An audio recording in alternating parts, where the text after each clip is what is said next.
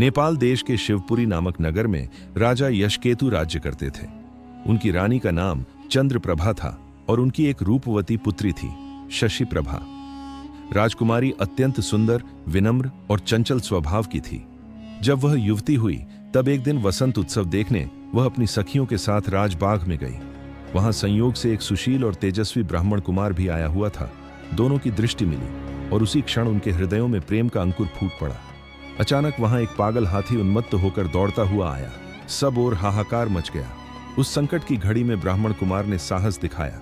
उसने राजकुमारी को अपनी बाहों में उठाया और शीघ्रता से दूर ले जाकर उसके प्राण बचा लिए।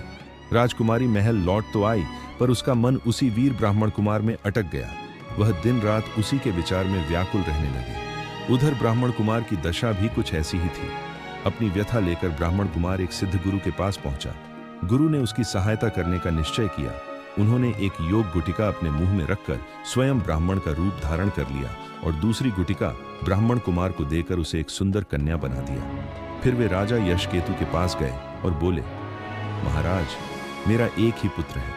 उसके लिए यह कन्या लाया था, पर वह कहीं चला गया। आप इसे धरोहर रूप में रख लें। जब मेरा पुत्र मिल जाएगा तब मैं इसे ले जाऊंगा। राजा ने सहर्ष स्वीकार कर लिया।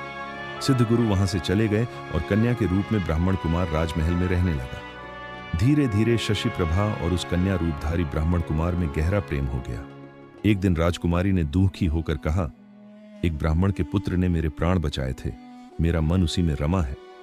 यह सुनते ही ब्राह्मण कुमार ने गुटिका निकाल दी और अपने वास्तविक रूप में आ गया।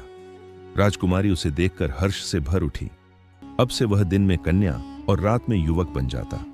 दोनों ने चुपचाप गंधर्व रीति से विवाह कर लिया। कुछ समय बाद राजा के साले की कन्या मृगांक दत्ता का विवाह दीवान के पुत्र से तय हुआ। राजकुमारी अपने कन्या रूपधारी प्रिय के साथ विवाह में गई। संयोग से दीवान का पुत्र उस बनावटी कन्या पर मोहित हो गया। विवाह तो उसने मृगांक दत्ता से किया, पर उसका मन उसी कन्या में अटका रहा। दीवान चिंतित हुआ और उसने राजा को समाचार भेजा। राजा के सामने कठिन समस्या थी। यदि वह कन्या न दे तो दीवान का पुत्र व्याकुल होकर मर सकता है, और दे तो धरोहर का क्या होगा। अंततः राजा ने दोनों का विवाह करा दिया, किंतु बनावटी कन्या ने शर्त रखी, मेरा पति 6 महीने तीर्थयात्रा पर जाएगा, तब मैं उससे बात करूंगी। दीवान का पुत्र मान गया और यात्रा पर चला गया। उसके जाते ही ब्राह्मण कुमार और मृगांक दत्ता आनंदपूर्वक रहने लगे। दिन में कन्या, रात में युवक, यह रहस्यपूर्ण जीवन चलता रहा। जब 6 महीने पूरे होने को आए तब ब्राह्मण कुमार मृगांक दत्ता को लेकर भाग गया। उधर सिद्ध गुरु अपने मित्र शशि को युवा बनाकर राजा के पास आए और उस कन्या को मांगा। राजा शाप के भय से बोले, वह कन्या तो कहीं चली गई, आप मेरी पुत्री शशि प्रभा से इसका विवाह कर लें। इस प्रकार शशि प्रभा का विवाह शशि से विधिपूर्वक कर दिया गया। घर पहुंचकर ब्राह्मण कुमार ने कहा, राजकुमारी मेरी पत्नी है, हमने गंधर्व रीति से विवाह किया है। शशि बोला, यह मेरी पत्नी है क्योंकि मैंने सबके सामने विधिपूर्वक विवाह किया है।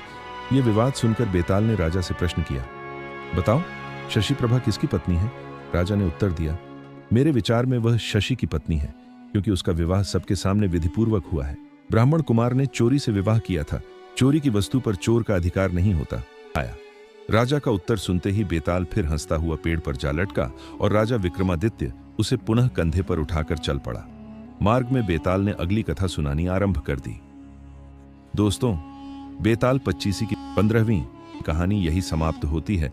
आगे की कहानी सुनने के लिए मेरे साथ जुड़े रहिए, और आपको ये कहानी पसंद आई हो तो वीडियो को लाइक एंड चैनल को सब्सक्राइब जरूर करें। धन्यवाद।